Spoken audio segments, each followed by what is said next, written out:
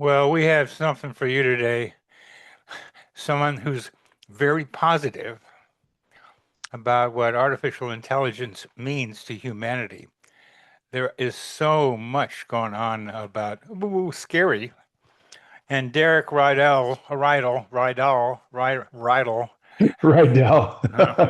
I like Rydell, um, has how to survive with the AI thing around it and with us and make it useful to us. Something which I am very much trying to do myself because it's there. We created it. It came out of humanity's mind. And Derek has a 10 steps, 10 different ways of looking at how AI can be useful for humanity and help us evolve. He's a transformational leader and best-selling author of Emergence and this book, A Whole New Human, 10 Ways We Must Evolve and Thrive in This Age of AI. For over 20 years, he has helped individuals navigate profound change by activating their inner potential to become irreplaceable and impactful. After overcoming major personal hardships, he built a global coaching platform reaching hundreds of thousands. This guy's been around the block a few times. We got some things to talk about. His book is a hopeful book. It argues that the rise of AI is actually an invitation, an evolutionary pressure that forces us to grow into a more evolved version of ourselves. That's really cool, Derek. That is really cool. So, welcome to Connecting with Coincidence. I'm glad to make your acquaintance. The feeling is mutual. It's an honor and a pleasure to be here for sure. Well, And I thank you. loved how you said that at the end there, that it is an, evolutionary pressure. And, to understand that's often how we evolve. It's through pressure, through challenge, through pain, because humans, don't like to change. But I'm sure we'll get into that a little bit. Well, that's absolutely right.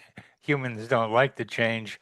And this human, me, with my back pain, is doing just that. It's making me have to be different and Yes. see what it means to my own personal evolution. And if there's any Yes. really key idea in your book, and there are many of them, it's to be able to turn what seems like an impediment into something positive and useful for you. This Yeah. can be for the planet, and it can be for you with your partner. With anything you're dealing with, you and your partner, your family, your project, your company, the planet.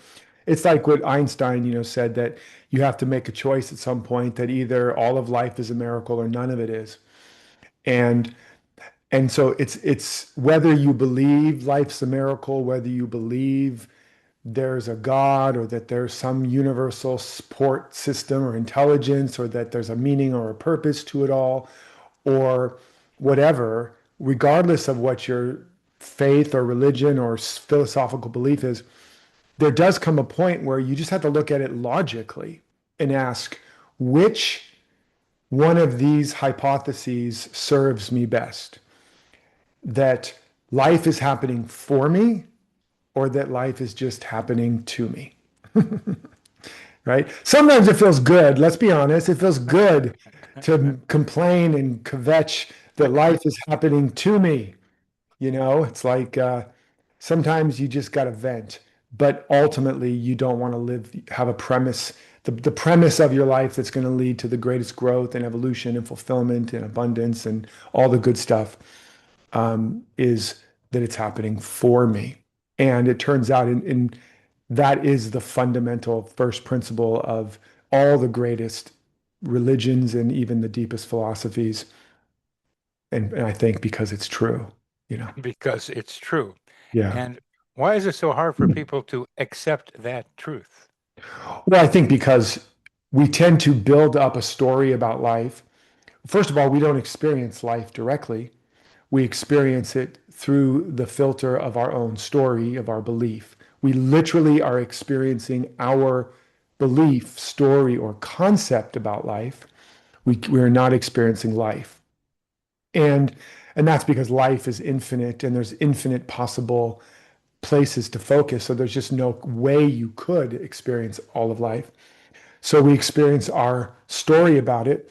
And when we grow up, we have a bunch of experiences and we develop a map of reality and an identity that fits that map or a story and a character. And then our mind slash ego, it starts deleting, distorting, and keeping everything so that it always fits into that story and into that identity or into that map of reality.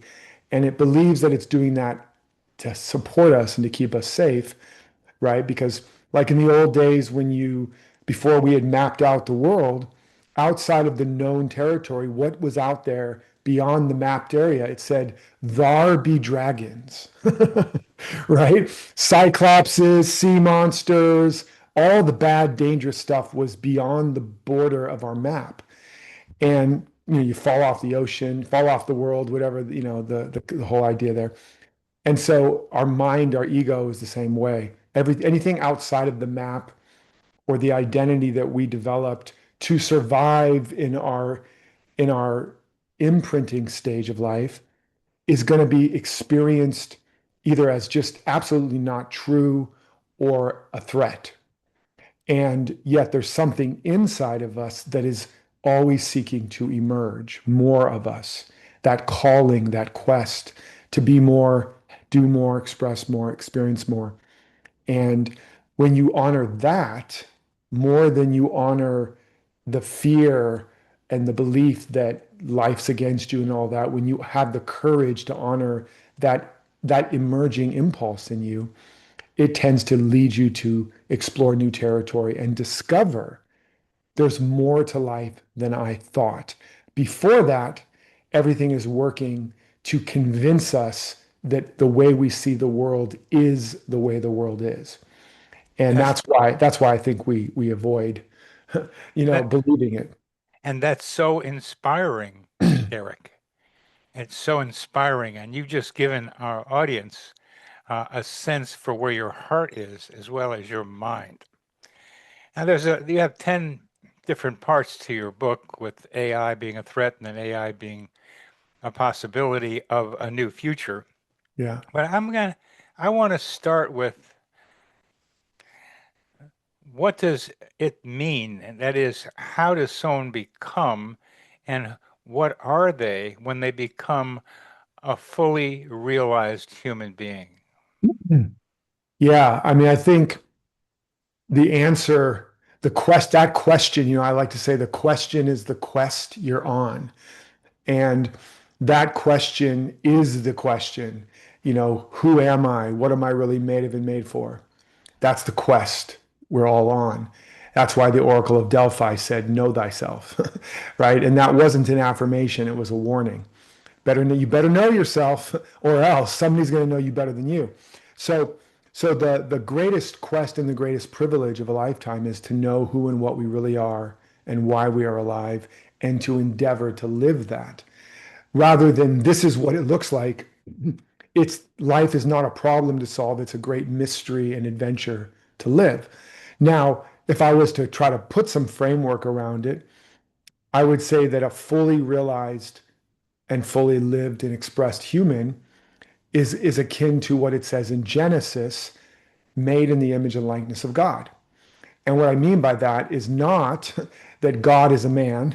It's like the old joke, God made us in his image or its image, and we've been trying to repay the favor ever since, trying to make God over in our image, but more about the creative faculty of a state of intelligence or a beingness that has the capacity to create no matter what the condition is, the capacity to destroy or disintegrate the conditions that aren't serving, and to reintegrate or create whatever condition serves the fuller and greater expression of us.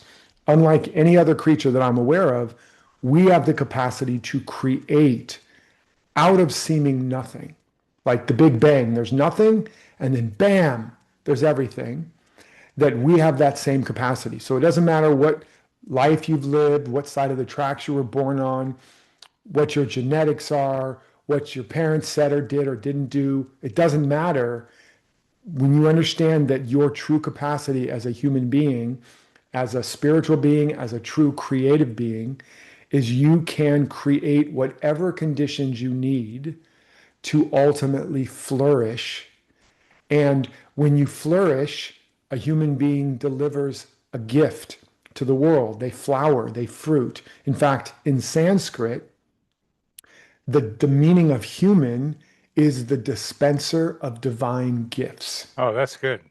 That's good. So we are the dispensers of divine gifts. We are the way God or life puts itself on display in order to inspire and uplift and uplevel and show the potential for the rest of humanity to unfold. So, so that's what I believe a human is. It is the conscious capacity to bring forth something truly unique, truly valuable, truly special, and to create whatever conditions you need to flourish and to flower and to thrive, no matter what you've been through. I've been That takes some work to get back to that takes level of some work. frequency. It does, and I'm with you. And I've been thinking a lot about this free will thing. Uh-huh. Um, and the idea that you can be anything that you want to be becomes not realistic to the way I look at each human being. There are limitations on each one of us that have to do with our bodies, have to do with our upbringing, the culture that we're in, and lots of other variables. So there's a way that you are talking now that sounds like there are infinite possibilities. What I what I have come to think, there are many possibilities for you given the limitations that we find around ourselves and especially in ourselves. Yeah, so I'll speak to that. There's a few ways to speak to this. There is when I had a near-death experience and I became a monk for a while, and then I cloistered myself in my apartment for a few years to go on this inward journey. And I came out of that with this principle I called the law of emergence. And it basically stated that within every seed in creation, everything that comes to be comes from a seed. And even evolution itself is not from nothing to something. It is an implicit or involuted pattern that is constantly creating the next condition for its evolution or its emergence. But it's already there. It's a divine idea, a perfect plan. There's a seed in everything. The apple seed becomes an apple tree, not a pine tree. And there's a seed in us. And instead of it being about, I have to go make something of myself, or I have to attract or achieve or make it happen, rather, I have to make it welcome. I have to understand what is the seed of purpose or potential in me. Like a gardener, they have to first know what is this seed so I can give it the right conditions for which it will flourish. The gardener doesn't go, I need to turn that seed into something. Right. They're not so arrogant or suffer from such hubris to believe I can make a plant happen, but they know they can make it welcome. They can create the condition that is welcoming, that is inviting, that is congruent for the pattern. And when they do, more times than not, if they do that correctly, what's in the seed comes out. It emerges. A little acorn becomes a mighty oak and the creator of infinite oaks because there's seeds upon seeds upon seeds. So there's a pattern in us. And that's again why the Oracle of Delphi said, know thyself. That's the first principle. Um, Now, so that it's not that we can't be anything that we want, it's that we don't know what we really want because we don't know who we are. Yeah, and we don't know what the seed is in That's what us. I'm saying, exactly. So, And but when you know what you really are, you can be that, and you wouldn't want to be anything else. no, you wouldn't. That's the idea, is to be yourself by Yes. knowing yourself. And how do you know, Derek, when you know that you know yourself? Yes, and it's a great question. And it's also, these are these kinds of questions, it's natural for us to ask them. And it's not like, oh, this is what it will look like in the end. It's what are the signals Yeah. that let us know? We're listening for the signal in the noise. And oftentimes you can't know what the signal looks like, sounds like, feels like until you've gone through it several times. And then in retrospect, you're like, oh, that was Oh, what this that's the really, one. Yeah, that's that's the what it one. sounds like, right? In Yeah. fact, I know you're about synchronicity. I call it synchro listening. Oh, good. That's because that's so crucial. Synchronicity requires curiosity and the willingness to be Yes, open to what's happening, and yes, you do listening. yes, That synchro that listening. And so you could say synchro noticing, but it's a beginning to look for and listen for the signal yeah, that you're on versus off track with who you are.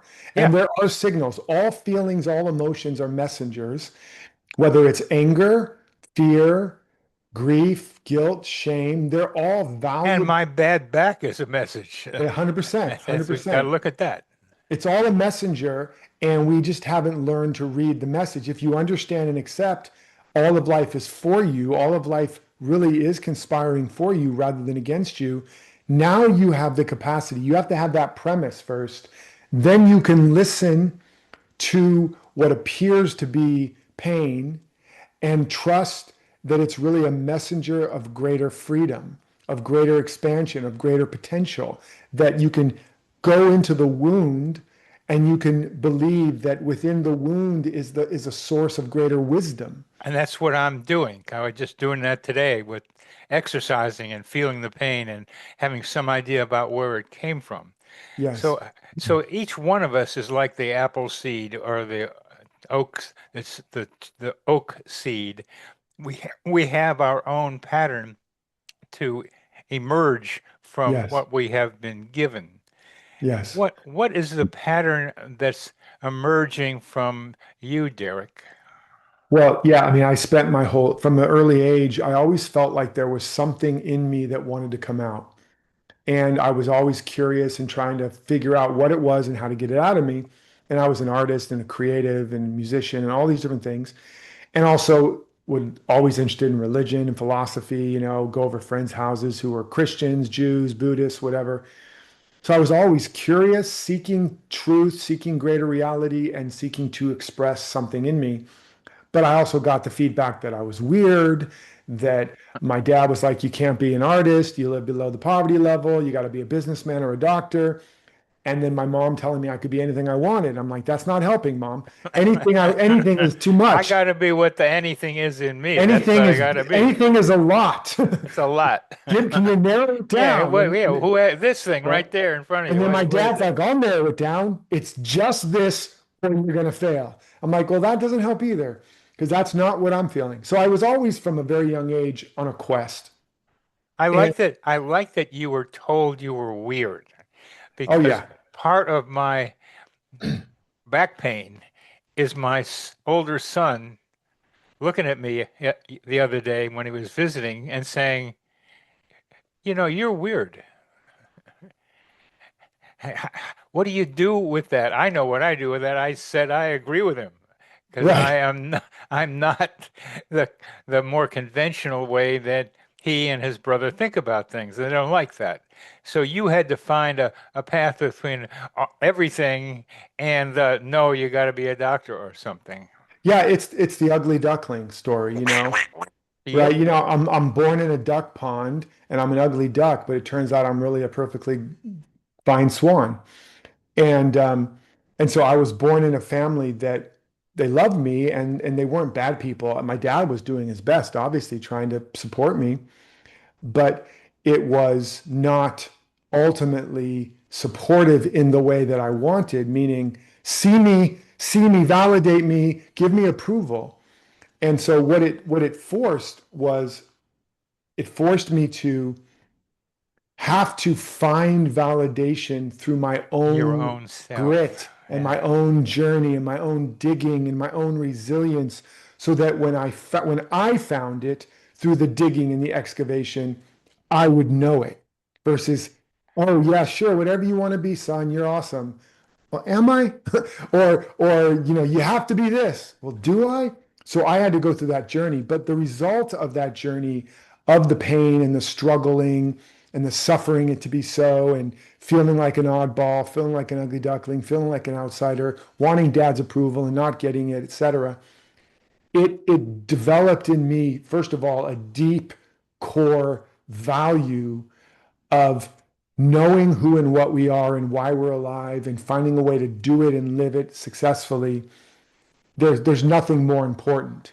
There is N- nothing more and important to it's me. so wonderful that you are showing people and telling people that.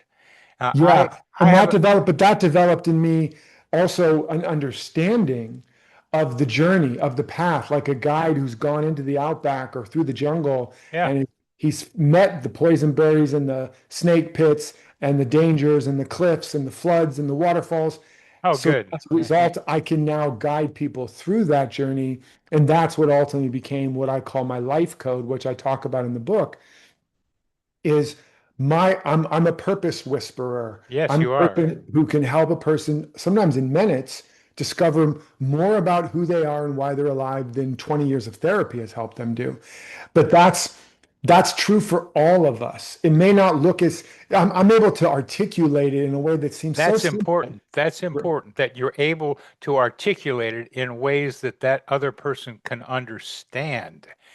Yeah, That is a talent, and it exactly. becomes a kind of telepathic, kind of clairvoyant in the present thing that you are describing. That Right. you're able to, like some It people say, seems like it's telepathic. And what I'm really doing is interpreting patterns because I've spent 25 years mastering the ability to pattern recognize. And yeah, yes, there might be a telepathic psychic capacity sometimes. Sometimes I have no idea how I know what I know. yeah. But but a lot of it is just I know that there's order to the universe and to people.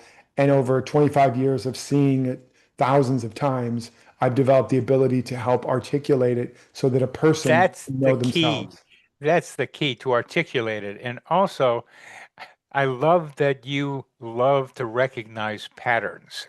Yeah, It's just one of the things built into you, and that makes us comrades, as I find with other people, because I right. love finding patterns too. And I did it in doing psychotherapy. And I could find patterns in doing research, chest pain and panic disorder, but I could see patterns. But where I was different from you is that I went to fancy schools, uh, I, undergraduate medical school, Right. residency. I became a chairman of a psychiatry department. I was doing all those things and being a football star at a small place and a baseball star in high school and college and all those things. Those are the approval things, but they weren't right. It was fun to do it, but there was something else in there that I am now doing, which is writing about the future of humanity. And the book I'm doing now is called Therapy for Humanity. And I'm halfway through it, a seventh draft. And what you're doing is something that I want to be able to get, for me anyway, to get more clarity about. You're a visionary yourself. And you mention in your book we each should become visionaries. And I'm just wondering what Derek's view of the future of humanity is right now. I mean, it'll change, but right now.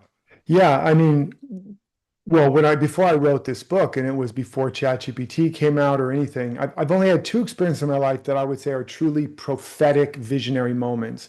I've certainly had visions and inspirations, and I followed them, and it's led to a lot of successes, but these were unique. The first time was um, so what is it, 6, 7 years ago now, when I had a very profound feeling and a vision that something very bad was coming. It was going to change the world, and it was happening.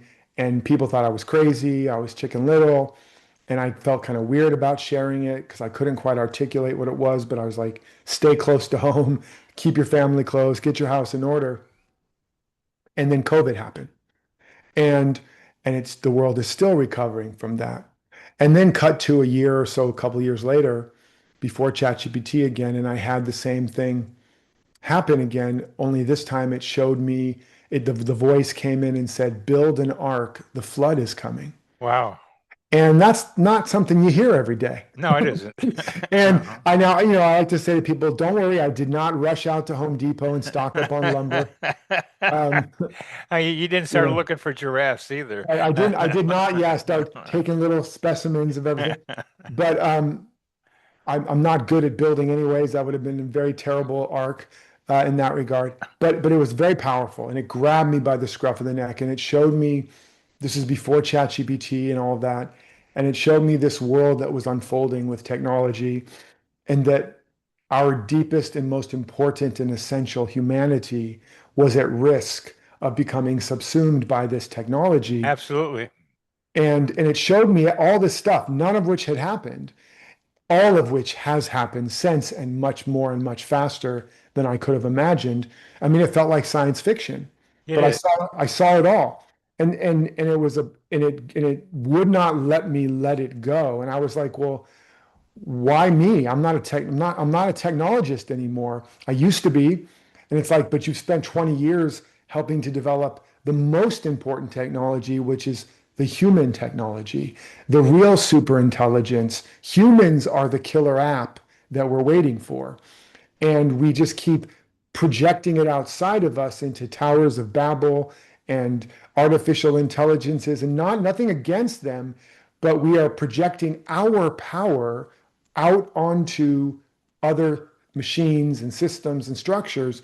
And that this transformation we're going through right now, the great disruption, it's both an existential crisis in terms of it will create one of the most global universal identity crises in human history, but it will also become one of the most potent and potential evolutionary inflection points or evolutionary pressures for us to become the humans we've always been meant to become those made in the image and likeness of God, those with the full creative faculty to create out of nothing and to create from a place of real authenticity, real connection, and abundance, and that the utopia that the tech bros talk about, where it's an outer world of abundance, is not a utopia, it's a dystopia. The utopia we are here to create is where we are coming from an inner world of abundance, an inner world of peace and love and harmony and humanity and connectedness, knowing who we really are, knowing why we're alive, having the agency and the capacity to be who we are and to give forth the gifts we're made to give. When humans en masse are coming from that place, that is heaven on earth. That is utopia. That is humans achieving their potential to be like gods and goddesses, to be true sovereign creators, where we're no longer seeking to get from anybody or to have power over anything, but we are coming from the source of everything. And we have power and abundance to share. That's what's possible. And that's what the great mystics and masters of ages have talked about. But ironically, with AI threatening to take away everything that we've identified with up to now, our jobs, all these things we've identified with, it's going to force us to ask when AI can do everything a human can do better, faster, cheaper, what's a human for? And if we really ask that question and go on the quest, the answer will be something that I'm describing, some version of that. Human beings that are truly godlike, not because they have external power, but because they're tapped back into an inner power and source and agency and sovereignty that And is our divine inheritance. and that divine inheritance, that connection with whatever you mean by God, at that divinity that is hard to Yes, describe, correct. that when And it's not something outside of you. it's something inside of us. So and it's also outside of us. Uh, It's it's, everywhere. it's, and we tap into that. I have been concerned, and this is one of my mantras in writing the book I'm doing, humanity is technologically overdeveloped and Yes. and interpersonally underdeveloped. Absolutely. Yeah, I mean, it's like all so many of the science fiction stories, and I think I talk about this in the book. We are on the verge of creating another typical sci-fi story where humanity has evolved their outer technology way, way, way far into the future, and we haven't changed hardly at all as human beings. Yeah. And so we build bigger and bigger and stronger ways to destroy ourselves and not just our planet, but now universes, other planets. And and we are still greedy and needy and selfish and petty and afraid and believing we're separate from life and separate from each other. And so we magnify those unconscious patterns of separation. And that's the danger of AI. People talk about the alignment issue with AI. We got to make sure AI is aligned. And I'm like, no, we have to make sure we humans are aligned. AI is a reflection and a mirror of the collective consciousness. It's going to be us, but like with super intelligence, that's a scary prospect. But if we get aligned, which is our own evolution, which is what this whole book is about. If we become aligned with who we really are and we get connected and remember that we are not separate, and even science and Nobel Prize winning physics are proving this now, that time and space are not actually real, that we are actually one field and all the different particles and waves are really just part of one field. We are really one. And we have the capacity to get back to that place where we are living out from that place of wholeness and abundance and support. That's being aligned. And then we will create AI and we will use AI from an aligned human place. And as a result of that, we will not scale fear, separation, dominance, etc. We will scale love and scale wisdom and scale peace and scale generosity and scale real abundance. That's what technology can be a gift in. It can multiply and magnify what's in us, but it can't ultimately do for us more than we become. This is why Gandhi said, you must be the change you want to see. And this is the great error of humanity, mostly men, always seeking to create the godlike power or thing outside of them to eventually become a master of the universe without ever developing the wisdom and the maturity of knowing ourselves enough to wield it. And we're right back in that same position now. So we must become a whole new human. We must take on this charge to become more of who we really are. And Yeah. then we will use the technology in an advantageous way rather than a destructive one. Yeah, I'm going to bet a nickel here that you have seen a pattern I have seen, which is Only a nickel, Bernard? because I think you have. It's do they still have nickels? I think they're still Yeah. around. That the machines that we create are reflections of our own powers, and we Yes. put them out there. So they become Exactly. mirrors of Exactly. our own potential. And Exactly. it seems to me you are saying that in 500 different ways in the Yes. way that you're talking about the book and AI and Yes. human beings. And that's such an important, simple version to be able to get across to, guys, I'm a little bit dense myself Me sometimes. too, man. Yeah, so that makes us want to like get it down where I can almost touch it, so that Yes. what you are saying is that this is yet another creation of our own potential so that we can see our own potential outside of us. And Yes. that leads to, I'd like to hear you riff on this one, that we create and find mirrors of our own minds and what's around us and what's in us. It's absolutely what we do. I mean, we've heard, that life is a mirror, and Shakespeare said all the world is a stage and we're but players upon it. And there's many metaphors this has been used. But in the most basic thing, when you really understand, if you slow down and break down even what neuroscience understands about the mind and the fact that, and then what quantum physics and even Nobel Prize winning physicists, that time and space are not locally real, and you start to understand there is no there out there. Like there is no space out there. There is no depth and dimension out there. There is no color out there. This is a knowable fact. Right now, there is not a you out there with a form and a depth and a color and all these things. There is a quantum wave fluctuation that is being interpreted by my mind through my own large language model of my mind training on inference and data and all these Very experiences. good. I like that. Thank you for that, making that metaphor right there in Yeah, my head. I we are just the original AI. we have a large language We model right do. in here. Yeah, That's and so our cool. That's so cool. yeah, and of course that's what AI was modeled after with the neural networks and all that. But the point is, we're experiencing a model of reality based on experience. This is what the matrix is about.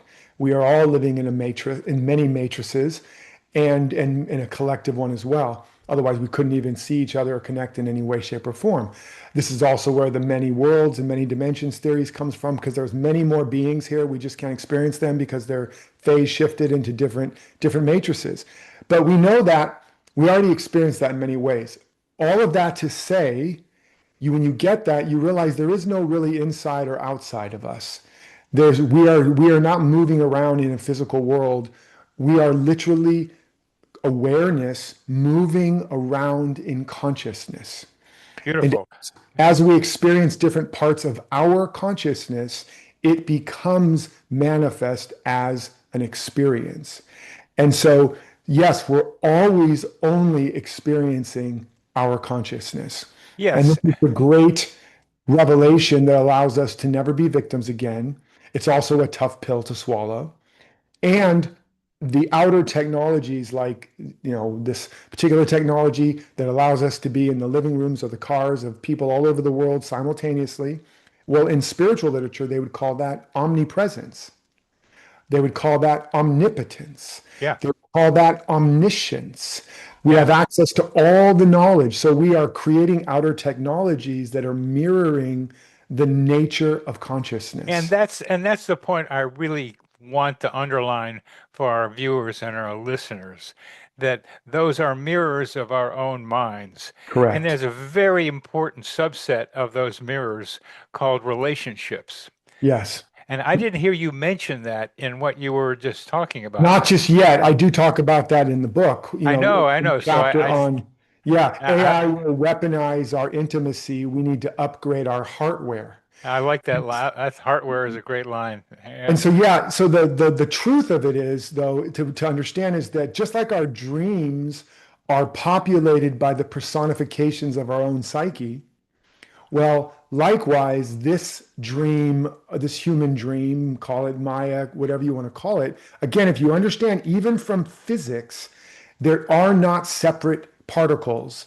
There are unique expressions of a field that is one. That's why you can have spooky action at a distance. You can have two particles across the galaxy and they are connected without any time lag, faster than the speed of light, because they're not separate. They're part of a singular field. We are part of a singular consciousness. There really is just one great I am experiencing itself in an infinite variety of ways. And a dream, we can interpret it because it's all parts of us. Well, you can do the same thing with the relationships in your life. When you understand, you can still have the experience of other and the loveliness there is to engage and interact.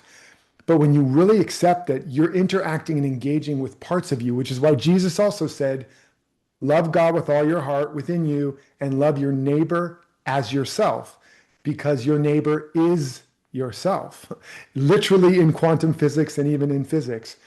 And when you understand that, now there's a whole nother thing that gets opened up in terms of optimizing, especially when it comes to the people that push your buttons, that trigger you, right? What pushes or pulls you is a projection of an unintegrated potential in you.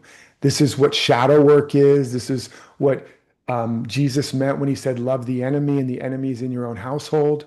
And when you start to get that in most intimate relationships, even your marriage, your best friends, your siblings, you're what I call shadow dancing. And you're literally now dancing with a dimension of yourself.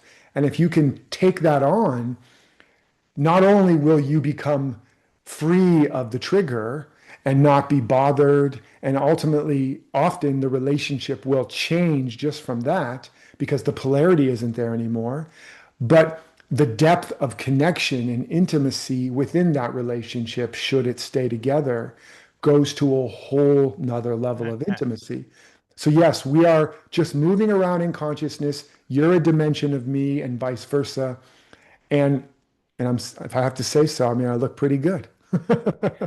I'd have to say you look pretty good. That I mean, I'll go along with you. For a guy who was, as a child, looking for people to say you're great, well, you are, and Looking to validate me. you're getting that validation now, Derek. What do you do with that validation? But before I get to that, I want to remember Yeah. this question. Yes, please. Um, eh, to ask that people we are interacting with, their shadows particularly, but also who we see on the upper side, Hmm. are reflections of ourselves. I sometimes can do with guests on this show to say, "What about you and me, Derek? Hmm. What is it about me and my shadow? What is it about you and your shadow that are reflections of each other?" Yeah, and like I said, it's not that every single thing you're seeing or person is a shadow figure. There has to be a particular charge. There either is a push or a pull. And what I mean by that is a push is like you push my buttons in some way. You talk too fast, Derek, or you talk too much, Derek, or whatever. Those are parts of me that I wholly embrace. So, You so do that you that do talk a lot, that's I for do. sure. Yeah. And so there's a push, that's like a trigger, and there's also can be a pull.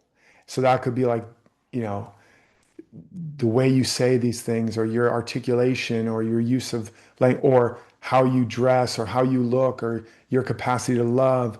Oh my God, that's so amazing. I wish I could be like that. Yeah. That's a pull. That's a light shadow. So there's a dark shadow and a light shadow, meaning there's things we have judged as bad that we have determined we aren't or can't be.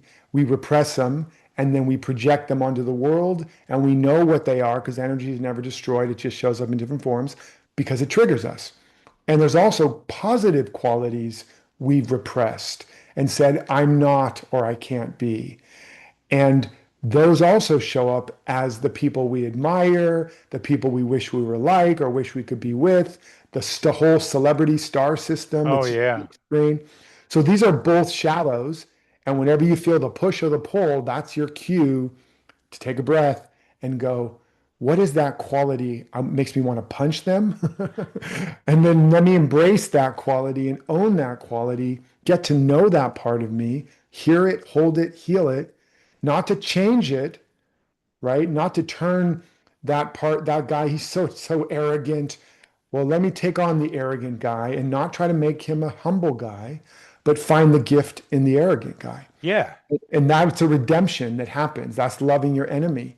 But likewise, that guy who's so brilliant, beautiful, amazing, let me take on the brilliant, beautiful, amazing part of me and find a way to reclaim that. So I don't have a particular push or pull with you. I felt for me, there's a flow. I can imagine for you, you're getting pushed by me talking so much. But other than that, Now, why would you guess that? I'm not sure if I understand why you would guess that, I have no but idea, yeah, man. it's just a guess. But It's just a uh, guess, just a wild guess. that's the thing. You have a lot to say, and Yeah, you do like to talk, I do. and it flows out of you so easily that it's not that it just happens. Yeah. Just It's because you understand me, Bernard. You get me. You see me. It just happens. It's not my fault. It's not your fault. It's you is what it is. I mean, Exactly. fault or blame. Uh, at least you My allow unique craziness. it's it, y- you love quoting historical figures for one Yes. thing, and Yes. that gets a for me that pushes a button. Okay. Like, why does he have to keep mentioning Quoting. that he knows these guys? And to me, it's a feeling of like I'm kind of like those guys, not just a Yes. few of them, but I Yes. am joining those guys and Yes. promoting the wisdom of the Right. ages. It's And by it's by association. Me and Jesus, me and Buddha, Doctor, whoever I'm quoting. Gandhi, you Well, got in there too. Gandhi. Well, these are light shadows for me in the sense that I admire deeply these individuals' works. But it's funny you say the thing about the quote because speaking of a light shadow, I remember years ago when I was first going on this journey, and I used to love Wayne Dyer. We all remember who I Wayne. remember Wayne very well. And I remember Wayne would quote people. And I remember being like, oh my God, I don't know any quotes. I wouldn't know how to do that. And I was so admiring of his ability to remember poems and quotes and passages. And he would just pull them out and make a point. And I remember, wow, that's amazing. I could never do that. And you're And, doing it. and so that was a light shadow that over time I embraced in myself, not to try to look like, wow, I'm amazing, because where it came from was there was a facility he had that really moved me, that inspired me, and I felt like I could never be like that. And this was before I even understood what the light shadow was. Um, but that's what's possible. It's like you just maybe remember that connection, and now I become that because over the years, in various ways, probably not even just because I embraced, being a good orator or anything, but probably more likely because I embraced things like when I was younger growing up and I would just have an opinion or I would just have a curious idea, I would get judged. I would be called weird or I would be called stupid because I didn't have the right answer or whatever. And when I embraced my weird self and my stupid self and my arrogant self and my whatever self, what that did was it allowed me to have the facility and infrastructure to not care what people think. That is so important. Yeah, And what I love about you with patterns is also your curiosity, which yeah, has been with you for a long time. But as you yes. talk about Dyer, for me, it was his first book, bunches of them in the trunk of his car, Yeah, riding around the loved country, it. going to bookstores and selling it. What was your erroneous zones? Which I thought was like it was high on a shelf in my house, and I thought it was And like it some fell on your head. no. Well, I remember reaching up to grab it and reading this book, it's funny because in Wayne Dyer jokes about this, it's like it felt like it was some kind of taboo kind of book, but that's because there was an association with your erogenous zones. And but it was really your erroneous zones. It's totally different. But I remember that book. It was very, very impactful for me. And then that was way years even before I knew I was being called on a transformational journey. That book was up on the shelf. And I remember just reaching it and not being able to get to it until later on. So that's yeah, Wayne had a big impact. And the other end of his life, from what I've heard, he's got eight children or something, Something like that. Yeah. and would be on stage with one of them who could sing and stuff. And I Yeah. thought that was Yeah. really cool. His daughter. His Yeah. daughter. Um, Something with an I, something. Yeah. Go ahead and remember it. Doesn't matter. So what what I heard about him was that he decided to die because he had done what he needed to do. Right. Right. That's Yeah. that's what do you make out of that one? Well, I don't know if he had a conscious awareness like that, although there was some indications that he had mentioned in some things I read or saw him that there was a sense of completion and fulfillment. Yeah. And there certainly are examples of great teachers, masters, etc., and maybe not even masters, but just people that are aware they're done. I remember another one of my very important teachers is a mystic at the turn of the century called Joel Goldsmith, and he was a powerful mystic. He came out of Christian Science, and then he started his own thing, and his consciousness was just phenomenal. And you can still read his books and listen to some of his tapes. It's funny to listen to his tapes. It's got that old timey kind of sound. But in any case, yeah, he was like in his 70s, similar age to Wayne, and he had been talking about in some of his work of being kind of done and complete, and he had really transcended a lot and was just in a state not of better than, but just what this world offered. It was like being offered a copy of the real thing, and not even a good copy, like multiple generations, like a VHS tape that stepped down multiple times and been recorded over and over until you're trying to, is that a person in there? Um, and but then I remember there was a scene where he supposedly came out to his assistant and said goodbye, and she didn't fully understand what he meant. And then he went and he laid down and he transitioned. So there was a sense that he definitely knew. And there's definitely, I think that there are some people that they know. It's like it's time to go. It's Just time like to go. it's time to move. I've lived here long enough. I'm gonna go looking for another place. And now, okay, I'm gonna move now. It's time. I've outgrown these pairs of shoes. I'm gonna take those shoes off. And I think that would be wonderful if you could come to that experience and know, and then just kind of walk out, right? Um, I think it's rare, but for It's most of us, we have to get booted out. Yeah, well, that's the know thyself really in spades. And one of the positive or light shadows that you do with me is your magnetism, the energy that comes out of you. It's not just that you talk a lot, you do, but on the wings of those words Yeah. is a very good energy that Mm, is delightful to be in the presence of. So I thank you for showing me mm. that in you today. Thank you. It's kind of like one of those really cute monkeys dancing around with the music. They're so cute. You don't even care what the song is. I And think I've actually, been called a dancing monkey at least once in my life. I, So I hey, hope so. And if you look at the transcript of this thing, you'll see that you did a lot of repeating of things. Uh, absolutely. you Yeah, and the things you repeat are it's all one and quantum physics, and we don't have colors, and we have made up stories that really aren't them, but that's what we need to navigate in this world. Uh, Yes. and you got to find a way to find yourself, to be yourself, to make your Yes. seed contribution. I mean, you've got you got you I've got a got couple. the hits, and I just, That's what I was saying. You got the hits, and you play them over again in the eighth yes, grade auditorium of the gym when exactly. everybody's dancing and listening Exactly. to you. So that Exactly. you've got, because I've asked you a couple of questions, I don't even remember, but you go back to this I'm all like a one. politician. I just pivot to the thing I want to talk about.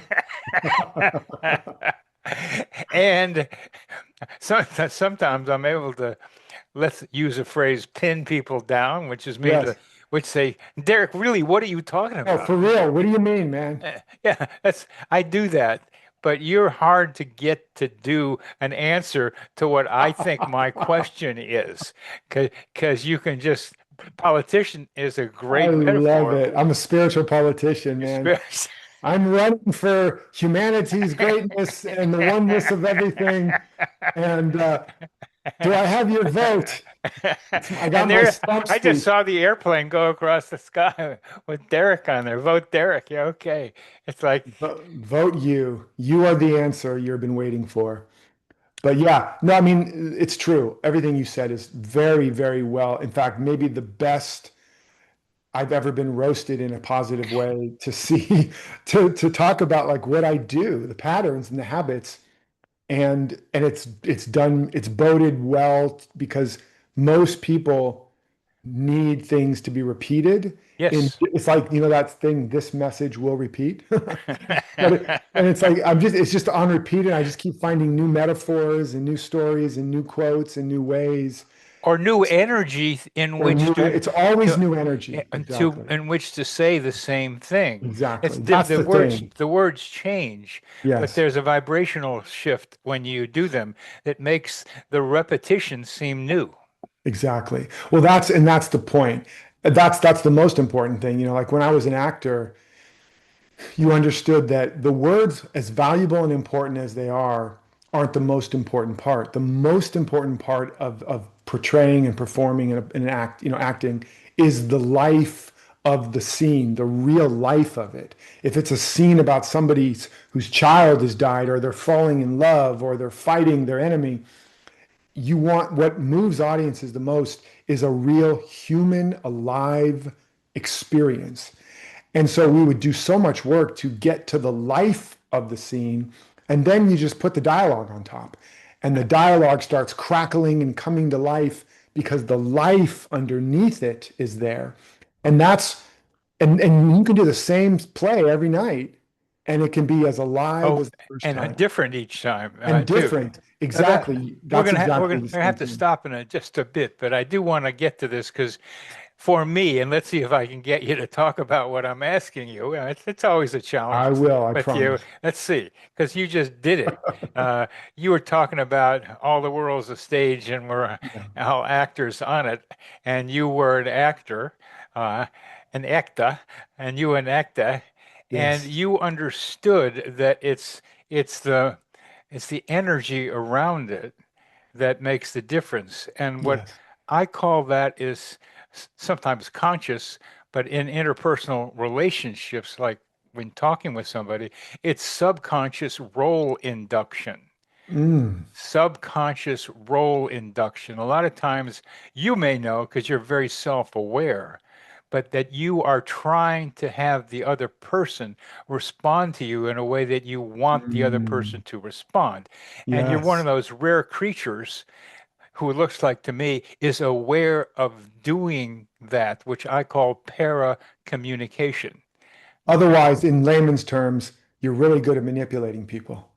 No, it's not, that's the wrong word. I know, I know. I want to be clear about Sure, that, sure. that we can't help doing that when we talk to people. Mm. Sometimes it is a form of manipulation, but Yes, sometimes it's a way of embracing and getting closer with the other person. yes, But here's a role I want you to play so that you can hear me better, and therefore I can be able to hear you better. So this is yes, one of those fundamental things I'm writing about, that yes. part of when everybody comes together in Derek's future, when everybody is spiritually elevated and they're becoming the seed that's within them, there still is this paracommunication thing that is just a natural part of what human beings do, like you were doing with the audience, but you do that with me.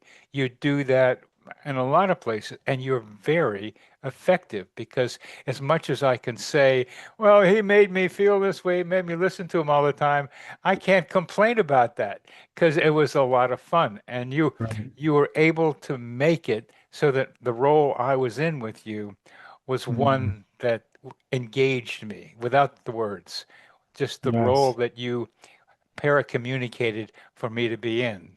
So I really thank you yes. for the fun of that. Oh, I love it. I'm really getting what you're saying. It's very, very interesting, and I agree with you. And I think that there's another side that we also, when a person is able to do that para communicating from a real facility, and even not always in pot for a good reason, but let's just say that that is the real meaning of authorship and authority at the root of it. And what happens is then the other individual willingly leans into that role as the reader, the viewer, the student, the whatever in this journey. And in perhaps the greatest intimate partnerships, whether it be business partners or lovers or whatever, or maybe, yeah, is that there's this dance back and forth. That's where I was going with Yeah. the dance. It's the dance where we're mirroring off of each other and changing each other, but still engaged together and getting deeper It's like a into great improv, where this.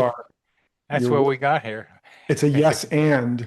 and so it's like, oh, now you're giving me this interesting teachable moment. Let me just surrender to being the student. And then, ooh, now out of that, now I'm the master, and now you're, and whatever. And it's this dance that I get it. That's exactly what I feel like in my marriage with my wife, that through a lot of deep work and all the stuff we're talking about, is what we've been able to create. Is it's a dance. Sometimes it's shadow dancing, but when it's conscious, then it still is a para-communicative, para-social kind of relationship where we are dancing with intention, willing to subsume a part of us into this to really get what they're giving and receive it. And then out of that, like the way, like an infinity loop, continue to cycle to the next level of depth or height together. I love it, man. I've never heard it put that way. I'm sure that's a psychological term. No, I made it up. Oh, you made it up. Okay, well, It's been kind been sounds legitimate. Don't tell anybody. Just act like it's part of the DSM, whatever, you know. it isn't. But with synchronicity, one of the funny things has always been if I some have some great idea, somebody else has already thought about it, and we were all part of one mind, as you are being able to say, as well as one heart. But I I need think to. you've created something more like synchro intimacy. Yes, that's good. You're good. Now you didn't You haven't can shown. use that one. Oh, okay. I'll forget where I got that. Uh, that's this has been a pleasure Yes, being likewise. role induced by you to listen to you go on and on and Being on. spiritually gaslit for a higher purpose. That Yes, gaslighting is yes, that's part of the paracommunication, but that's another right. time. So, No, I understand. uh, I thank you It's been a very much. pleasure. Thank you. I'm glad it was fun for you. It was. It was fun for me, and Let's do it again sometime, Bernard. I'd like to. I'd Yeah, like keep to. me posted, man.